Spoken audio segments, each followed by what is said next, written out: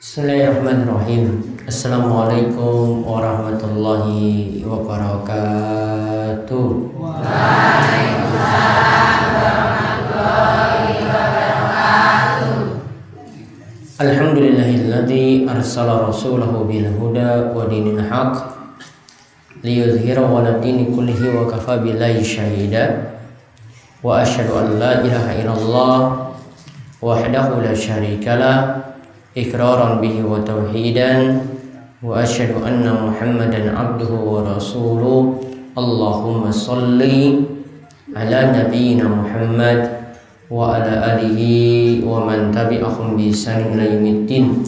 Allahumma anfa'na bima 'allamtana wa 'allimna ma yanfa'una wa zidna ilma. Alhamdulillah, para jemaah, bapak-bapak, ibu-ibu, pengawasan Jumat Legi yang mungkin senantiasa dirahmati dan diberkahi oleh Allah Subhanahu wa taala. Kita bersyukur atas nikmat dan karunia yang Allah anugerahkan pada kita sekalian, sehingga di kesempatan Jumat kali ini kita masih diberikan kesehatan, diberikan umur panjang, diberikan berbagai macam nikmat. Mungkin kita termasuk hamba-hamba yang senantiasa mensyukuri nikmat-nikmat Allah yang ada, dan mudah-mudahan kita terus bisa menambah amalan soleh dan ibadah kita pada Allah Subhanahu wa taala. Allahumma amin. Shalawat dan salam mungkin tercurah pula pada junjungan kita Nabi besar Nabi Muhammad sallallahu alaihi wasallam, pada para sahabat, para tabi'in, para tabi'ut tabi'in, serta para ulama yang telah memberikan contoh-contoh yang terbaik bagi kita sekalian. Alhamdulillah, saat ini masih dalam suasana bulan Syawal dan masih banyak kegiatan Syawalan. Tambah lagi kegiatan wonten acara manten, masih lagi ada kesibukan ya. Nanti Mbah Muji ini seperti Mbah Muji, nanti walimah haji ya, artinya untuk perpisahan haji nggih, di bulan Syawal niku kathah acara nggih. Jadi untuk kegiatan kita di bulan Syawal ya, banyak tersibukan dengan hal yang lainnya dan banyak hajat-hajatan yang lainnya, termasuk kula juga hari ini. Sebenarnya setelah ini ada acara Syawalan lagi, namun meskipun jadwal rutin setiap Jumat Legi, jadi kula dahulukan sebelum jadwal yang lainnya. Besok apalagi masih banyak jadwal dan termasuk juga hari Ahad. Kalau yakin Bapak Ibu-ibu juga demikian, namun alhamdulillah kita masih diberikan kemudahan untuk meluangkan waktu, untuk meluangkan waktu, kan podo-podo sibuk, ya kan? Semuanya kan sama-sama sibuk, sama-sama sibuknya. Namun alhamdulillah kita diberikan kemudahan untuk meluangkan waktu sehingga bisa hadir untuk pengawasan pada kesempatan Jumat kali ini. Mungkin Allah membalas amalan kebaikan kita sekalian, mendapatkan pahala semelimpah dari Allah Subhanahu wa taala. Di kesempatan bulan Syawal, saat ini tanggal pinten Syawal? Hah? Tanggal pinten ibu-ibu? 8. 10 sedoso? Ya, sedoso nggih, sedoso. Ya, wis lali ta. Kelingan Ramadan tok paling wis rampung Idul Fitri, ora kelingan Syawal niku tanggal pinten.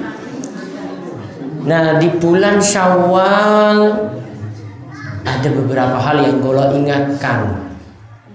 Yang pertama, kalau duwe waktu dan mampu, tolong bisa luangkan waktu untuk nyawal puasa sebanyak 6 hari.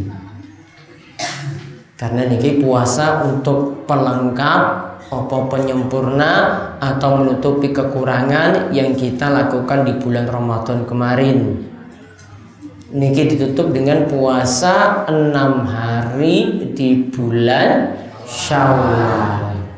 Oke, puasa 6 hari di bulan Syawal. Ya kalau saiki ya paling urung. Ya, soalnya niku wis disiapke wedang ya, masa ngaji puasa gitu. Niki asli ini pokoknya makin cepat makin bagus. Namun kalau misalnya orang iso ya nanti di pertengahan. Apalagi duwe hajatan tadi. Wah sesok arak manteng, sesok arak duwe acara sawalan misalnya, duwe acara trah dan macam-macam. Maka nanti bisa diundur hingga pertengahan atau akhir saking bulan Syawal. Yang penting masih di bulan Syawal. Karena kata Nabi Shallallahu Alaihi Wasallam, man soma Ramadana summa atba'ahu sittan min Syawal kana kasiyamid dahr. Siapa yang menjalani ibadah siam Ramadan lalu mengikutkan dengan puasa 6 hari di bulan Syawal, maka itu seperti puasa selama setahun penuh. Nilainya sama seperti puasa setahun penuh. Lihat, puasa Ramadan sesasi, ya maksimalnya 30 hari. Puasa Syawal tadi 6 hari. Sedangkan kebaikan itu kata Nabi Shallallahu Alaihi Wasallam itu dibalas minimal 10. Nih, satu kebaikan itu minimal dibalasnya 10. Jadi satu kebaikan minimal dibalas 10. Misalnya infak 1000. Balasannya pinten? 10.000. Infaknya 100.000. Balasannya 1 juta. Infaknya 1 miliar.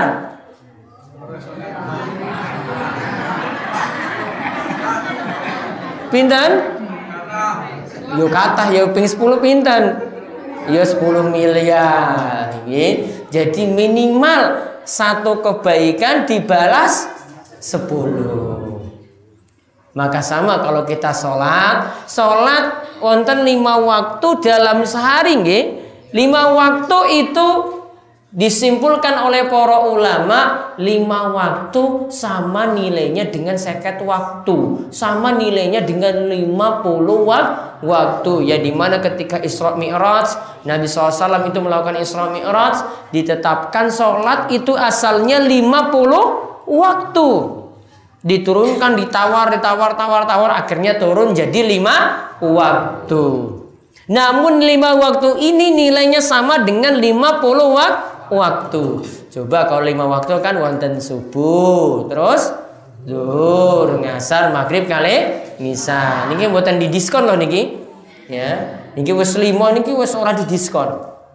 Ya, awalnya itu dari 50 waktu. Kalau 5 waktu itu saja bisa jaraknya 3 jam. Zuhur tekan ngasar itu 3 jam nggih. Ngasar tekan maghrib ya kira-kira 3 jam. Maghrib tekan isya 1 jam. Yang paling suwe itu isya tekan subuh. Nah, kalau Allah itu tetapkan 50 waktu. Kalau Allah tetapkan 50 waktu, berarti setiap setengah jam sholat. Iki lagi arak lereng, Allahu Akbar, ayo sholat meneh. Coba, iya tak? Di konsulator setiap setengah jam loh. Orang ada waktu istirahat, apalagi waktu untuk delok TV nggak ada. Ya setengah jam kok, setengah jam meneh azan, iqomah, terus setengah jam meneh azan, iqomah. Alhamdulillah. Tuh di diskon 50 jadi 5 waktu. Namun wis di diskon malah tetap malas. Pengen di diskon lagi gur maghrib karo ngisa. tok. Ya, ada juga pengen diskon lagi, wes ora usah sholat, apalagi bar Ramadan, yo minta diskon iki ora ono sholat blas. Ya, maghrib orang, isya orang, subuh yo luweh parah, zuhur karo ngasar yo kalau duwe waktu.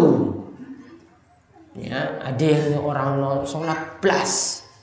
Ya, jadi tolong ini sudah didiskon dengan sangat-sangat murah. Gak ada loh sing arah jualan itu diskon tuh dari 50 sampai kiri 5. Sing paling ono ya 50 ya 40. Apa 30. Apa selawe. Ya nggak mungkin diturun sampai 5. Alhamdulillah diskon seperti itu, harusnya kita semakin rajin memperhatikan sholat. Maka satu kebaikan, kalau ulang nggih, satu kebaikan minimalnya dibalas 10. Berarti 5 sholat, 5 waktu dibalas 50 waktu. Alhamdulillah. Padahal sholatnya tadi cuma ya sekitar 3 jam. Ngasar 3 jam, ngasar maghrib 3 jam, namun dibalas seperti kita lakukan sholat 50 waktu. Nah, sama seperti siam Ramadan. Siam Ramadan itu ada 30 hari, maksimalnya 30 hari dibalas 10 kali. 30 ping 10 300. Ditambah lagi kalau Bapak Ibu-ibu sempurnakan dengan puasa 6 hari di bulan Syawal. 6 ping 10 swidak nggih? Swidak plus 300. Pinten? 360. 1 tahun niku pinten-pinten? Ora tau hitung. Hah? 1 tahun berapa hari? Ya taruhlah 300, hampir mendekati 360. Berarti wong sing puasa Ramadan plus puasa Syawal 6 hari sama seperti puasa setahun penuh. Alhamdulillah. Sapa sing wis rampung?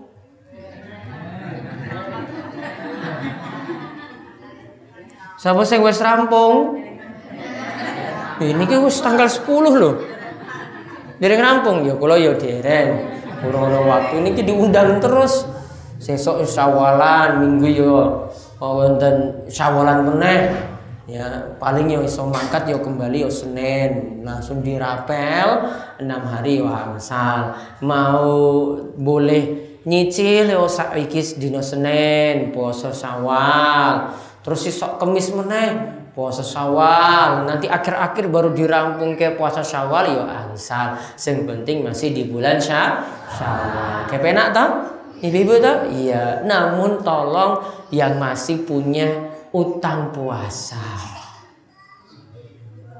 Sapa sing duwe utang? Malah kathah, Bu. Ya Allah. Yang masih punya utang, terutama misalnya karena sakit, datang bulan, ya simbah-simbah kan sing lanang kan mboten ta? Datang bulan, mau datang bulan meneh. Ya ibu-ibu, ya biasanya datang bulan 6 hari, apa 7 hari seminggu, nggih. Kalau bisa dahulukan nyaur utang puasa terlebih dahulu, baru setelah itu nyawar. Kalau ora sempat, pokoknya diniatkan nyaur dulu. Mugi-mugi wis dicatat juga sudah melakukan puasa Syawal, karena ada uzur, ada halangan, karena mesti ada kendala untuk bayar atau nyaur utang puasa terlebih dahulu. Paham nggih ibu-ibu nggih? Jadi usahakan nyaur utang dulu. Misalnya utangnya 30 dino, ya berarti dirampung sik. Misalnya selawe, ya masih ada waktu. Ya misalnya 6 hari, ya monggo 6 hari ya lebih mudah. Ya monggo segera dirampungkan, karena nyaur utang itu lebih wajib daripada puasa Syawal. Sama kalau kita juga punya kewajiban nyaur utang, itu lebih wajib daripada sedekah. Nggih, misalnya saiki arep ditagih. Pipilane misalnya seminggu itu ditagih 200.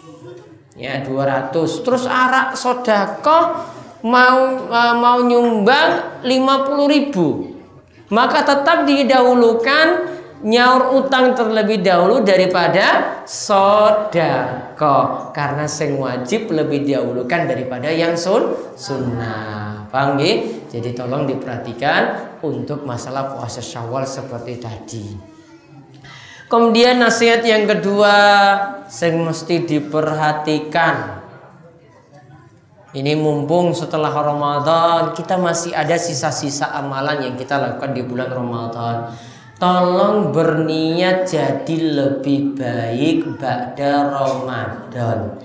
Ora gurniat, namun memang sudah punya tekad bulat bar Ramadan jadi lebih baik. Artinya mari kita sesarengan perbarui taubat. Perbarui apa? Taubat. Jadi jangan malah bar Ramadan itu kembali jadi elek, kembali jadi malas, kembali jadi ora gelem ibadah meneh. Ya, jangan sebelum Ramadan wes malas-malasan sholat, malah bar Ramadan kembali malas. Niki musibah. Ini jadi apa? Musibah. Ini musibah iman, musibah dalam agama kita. Musibah dalam agama itu lebih berat daripada musibah dunia. Dompetnya hilang dengan orang itu meninggalkan sholat, lebih berat orang yang meninggalkan sholat. Orang meninggalkan sholat rugi dunia lan akhirat. Namun kalau dompetnya hilang, guru mumet ya tetap ya masalah. Namun itu cuma rugi di dunia, nggak rugi di akhirat kalau mau jadi wong sing sabar. Jadi tolong punya niatan jadi orang yang lebih baik. Artinya kita terus perbarui taubat, kembali pada Allah Subhanahu wa taala, harus jadi orang yang lebih baik. Kenapa kita harus segera jadi yang lebih baik? Karena umur kita nggak ada yang jamin. Apa orang sing wis diomongi malaikat, Mas, sesuk kowe iki masih urip, umurmu nanti 80 tahun. Ada yang sudah pernah dibocorkan malaikat? Simbah-simbah niki ada, ibu-ibu ada yang masih nom juga ada yang pernah dibocorkan malaikat. Pokoknya umurmu 80 tahun. Ada ibu-ibu apa wis entuk SMS ning HP-ne wis ditulis, "Mbak, kowe iki umurnya masih panjang sekali, Mbak. Umurmu itu masih 80 tahun. Masih panjang sekali." Ada yang pernah diberitahu? Enggak ada yang jamin. Maka taubat itu harus segera, orang nggak boleh ditunda-tunda, nggak boleh ditunda-tunda, nggak boleh bilang wah engkau sesok, ayo Pak neng masjid, wah sesok wah neng aku sesok neng masjid, besok mana dijak, wah aku sesok wah neng minggu ngarep, ya, wah sesok mana ya selapan sesok, ya nanti tahun depan lagi kayak gitu lagi terus orang gelem taubat. Taubat itu harus sesegera mungkin. Manusia itu ada 3 keadaan. Keadaan hidupnya itu ada 3. Ada yang pertama, kelihatan niki wong apik, wong sing rajin taubat. Namun batine itu atau kesehariannya itu dia nggak tampakkan pada orang lain, ternyata suka maksiat sembunyi-sembunyi. Jadi ada orang guru casingnya yang bagus, cuma casingnya saja yang bagus, ketok apik, jerune, disimpan rapet-rapet, pokoknya guru ngangge Casing. Maka ini hati-hati, orang seperti ini bisa mati dalam keadaan su'ul khatimah. Sebagaimana dikatakan oleh Nabi SAW, sesungguhnya di antara kalian ada yang beramal seperti amalan orang yang masuk surga. Hatta ma yakunu bainahu wa bainaha illa zira. Sampai dia dengan surga itu cuma tinggal sak jengkal, cuma tinggal satu hasta. Cuma tinggal satu hasta saja dia bisa masuk surga. Fayasbiqu alaihi alkitab.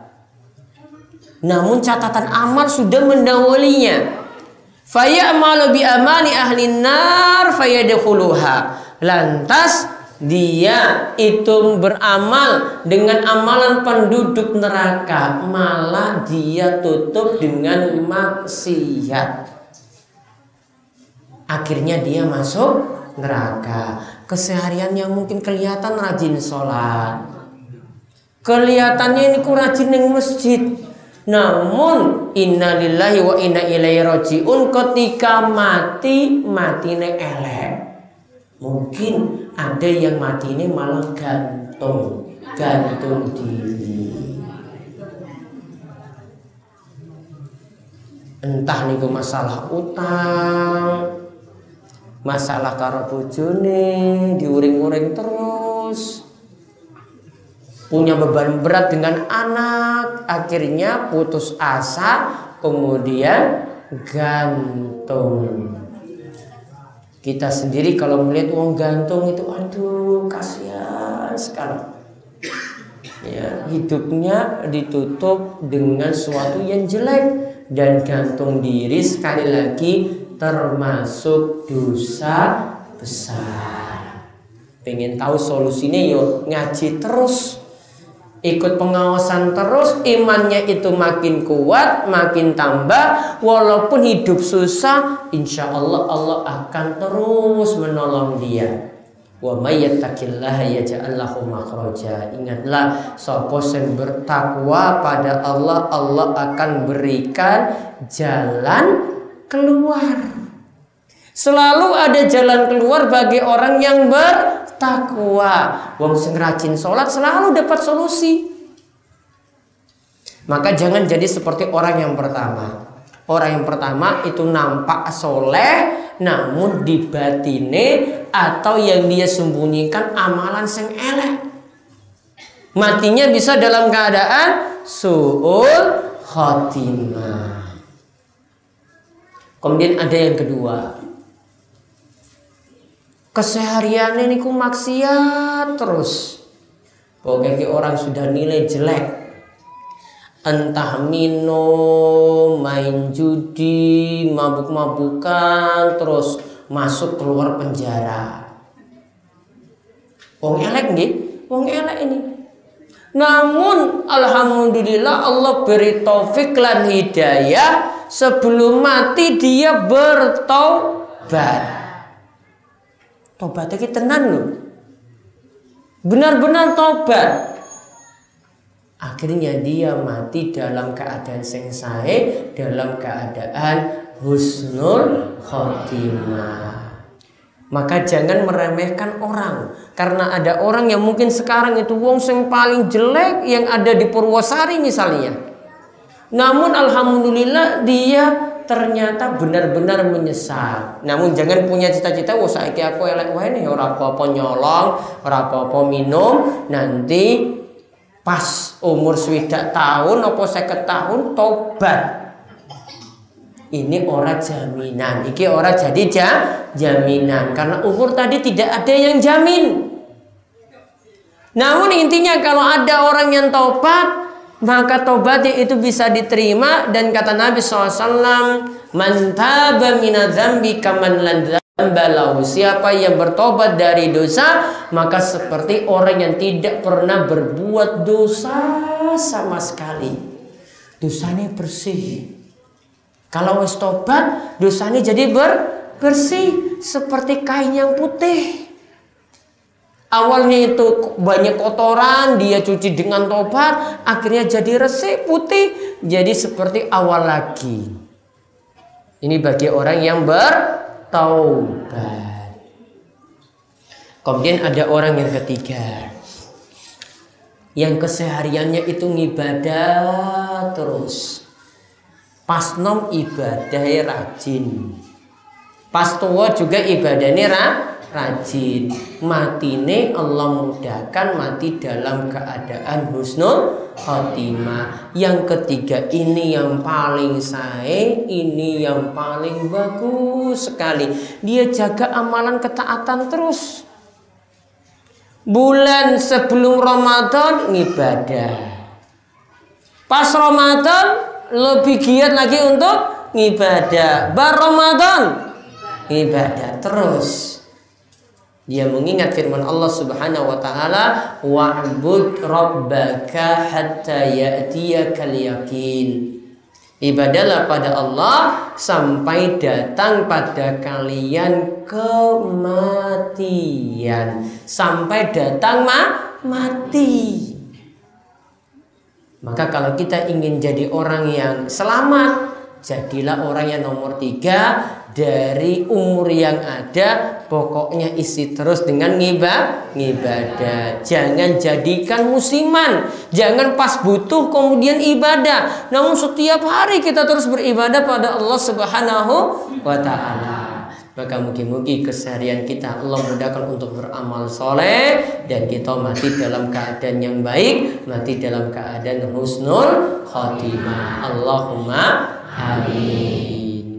Ini kemauan pengawasan kula siang hari ini, mugi-mugi manfaat. Yang penting sedikit namun iso diamalkan. Berarti kesimpulannya ada 2. Yang pertama, lakukan puasa Syawal insyaallah. Kalau duwe waktu ya monggo dilakukan puasa sunnah yang pahalanya besar. Kemudian yang nomor kali, perbarui taubat, terus ibadah pada Allah Subhanahu wa taala. Gini kemauan monggo. Selanjutnya seperti biasa wonten pertanyaan, wonten waktu 15 menit digunakan untuk tanya jawab. Monggo.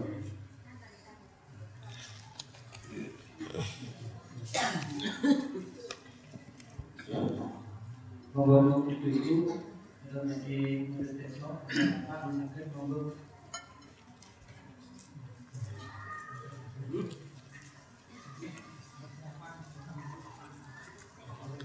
Assalamualaikum warahmatullahi wabarakatuh. Waalaikumsalam warahmatullahi wabarakatuh. Yang saya tanyakan Pak Ustaz, kata-kata karomah, taufik dan hidayah. Siapa orang yang mendapat karomah dan taufik dan hidayah? Kata-kata itu artinya apa? Dan kedua kalinya, walaupun bulan Ramadan sudah berlalu, saya akan tanya dari surat Al-Baqarah ayat 185 tentang orang yang sakit dan perjalanan jauh boleh berbuka puasa. Yang saya tanyakan di sini, perjalanan itu ada batasnya atau kilo berapa kilo Pak? Ini sering ditanya oleh jamaah, tapi saya jawabnya masih belum ragu-ragu. Itu yang pertanyaan saya. Assalamualaikum warahmatullahi wabarakatuh. Yang pertama tentang karomah, taufik lan hidayah. Kalau taufik lan hidayah itu sama. Taufik lan hidayah itu artinya petunjuk dari Allah Subhanahu wa ta'ala. Namun petunjuk itu ada 2 macam. Yang pertama petunjuk berupa ilmu. Kita ngaji niku dapat petunjuk. Namun ada petunjuk yang kedua, petunjuk untuk bisa ngamalkan ilmu tadi. Kan ada yang ngaji terus namun kelakuannya karo bojone iki masih elek. Ya, ada yang suaminya niku ngaji terus karo bojone yo kasar terus pas ning omah. Ya ta, wonten apa mboten? Wonten, ya. Rajin ngaji. Namun kelakuannya belum bisa diperbaiki. Ini berarti belum dapat hidayah. Cuma bisa dapat ilmu, namun belum dapat hidayah. Hidayah itu gimana ilmu tadi diamalkan. Ya, kayak mau kalau ngomong ya sholat niku wonten wekdal waktu. Namun sing dilakoni guru maghrib karo isya. Padahal wis ngerti toh? Wis ngerti. Berarti wis duwe ilmu. Sudah dapat petunjuk ilmu. Namun belum bisa diamalkan semua. Berarti belum dapat hidayah. Jadi petunjuk ada dua. Ada petunjuk berupa ilmu. Ada petunjuk untuk beramal. Petunjuk untuk beramal itu Allah yang beri. Kalau kita itu cuma guru ngomong terus ayo Pak sholat. Sama seperti istri ngomong karo bojone suamine, ayo Mas sholat. Ya, dikon sholat malah lanjut turu terus tekan jam itu. Berarti kan belum dapat hidayah, cuma tahu ilmu, namun ketika diajak beramal belum bisa dilakoni. Ini hidayah seperti ini hidayah dari Allah. Namun tetap kita ajak, ya, tetap diajak tadi. Sing biasa nih masih maksiat diajak supaya meninggalkan maksiat. Sing malah sholat diajak terus biar rajin sholat. Jadi itu harus tahu hidayah itu pokoknya dari Allah. Namun kita cuma bisa menyampaikan sehingga tidak boleh ada paksaan. Ya, jadi kalau bapak-bapak di sini poro takmir, nggih, poro rois yang hadir kali ini untuk menyampaikan ke jamaah, monggo sampaikan apapun silakan. Namun nggak boleh memaksa. Wawas kowe ora sholat, tak lapor ke polisi. Nggak bisa. Ya, itu orang ngaruh loh. Mau lapor ke polisi nggak bisa. Ini nggak boleh dipaksa. Pokoknya cuma diomongkan saja. Ini seperti ini, aturannya seperti ini. Monggo silakan diamalkan. Paham ya? Ya, jadi tugas kita cuma menyampaikan. Ya. Wa ma alaina illal balaghul mubin. Tugas kita cuma menyampaikan, memberikan penjelasan yang sejelas-jelasnya. Seperti itu. Kemudian yang kedua, tentang karomah tadi. Karomah itu kejadian luar biasa yang cuma didapatkan oleh orang yang beriman dan bertakwa. Kalau ahli maksiat nggak dapat karomah, namun itu dapat ajaran setan. Contoh misalnya, wongnya ora tahu sholat, namun kok ketika dikejar polisi iso hilang. Ya, kok bisa punya ilmu-ilmu yang sakti-sakti? Kalau dia nggak pernah ibadah, nggak pernah lakoni sholat, maka yang ada padanya itu bukan karomah, namun itu adalah tipu daya saking setan. Maka dikenal ini seperti ini dengan wali setan, bukan wali Allah. Kalau wali Allah orangnya beriman dan bertakwa. Karomah yang paling besar yang dikatakan oleh para ulama, kalau kita bisa istiqomah terus berada dalam ajaran Islam, itu sudah karomah yang sangat luar biasa. Kita bisa terus di atas iman, itu sudah jadi karomah yang luar biasa. Walaupun ada karomah-karomah dari para wali, itu yang aneh-aneh memang ada. Namun standarnya tadi, kalau orangnya beriman dan bertakwa. Misalnya ada wali Allah yang itu bisa ketika kesulitan, seperti Nabi Musa alaihissalam ketika mengalami kesulitan dikejar-kejar Fir'aun. Ya, ini disebut mukjizat kalau pada Nabi. Maka akhirnya Nabi Musa membelah lautan, kemudian lewat di tengah laut. Nah, ini namanya mukjizat. Kalau pada orang soleh itu namanya karomah. Ya, karomah itu pada orang soleh. Kalau mukjizat itu pada para nabi. Jadi istilahnya hampir sama. Namun kalau mukjizat itu kebanyakan dipakai untuk para nabi. Kalau karomah itu untuk para wali. Kemudian yang kedua tadi tentang safar saat puasa. Allah berfirman, "Wa man kana maridan aw 'ala safarin fa iddatun min ayyamin ukhra." Siapa yang sakit atau melakukan perjalanan jauh, lantas dia tidak puasa, maka hendaklah dia ganti fa iddatun min ayyamin ukhra. Dia ganti puasanya di hari lain. Pertanyaannya, apa yang dimaksud dengan safar atau perjalanan jauh? Kira-kira bapak-bapak dari gunung, dari Purwosari sampai Jogja, ini kok perjalanan jauh? Nganggap perjalanan jauh? Belum nggih? Mboten. Kalau sampai Semarang? Jauh. Iya nah, bisa 6 jam, bisa 8 jam loh itu. Ya, bisa 6 jam, bisa 8 jam. Maka itu sudah disebut safar. Kalau sampai Surabaya jauh, nih sudah makan waktu bisa sampai 12 jam misalnya. Ya, maka itu sudah disebut perjalanan jauh atau safar. Para ulama biasanya beri standar kalau sudah menempuh perjalanan 85 kilo. 85 kilometer. Kira-kira tekan apa ya? Kalau Jogja itu cuma 30-40. Ya kalau Semarang ya sudah lebih daripada 85. Tekan Magelang itu, Magelang, Salatiga. Nah, itu sudah lebih daripada safar. Maka kalau ke sana boleh ambil keringanan untuk tidak puasa kalau perjalanannya niku sulit. Boleh juga ambil keringanan, sholat yang 4 rakaat dijadikan 2 rakaat atau kita sebut dengan qashar sholat. Seperti itu. Wonten malih ibu-ibu? Ibu wonten ibu-ibu?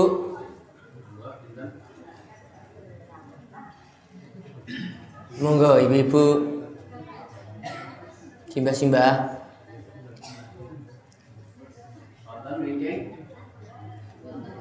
Oh, mboten.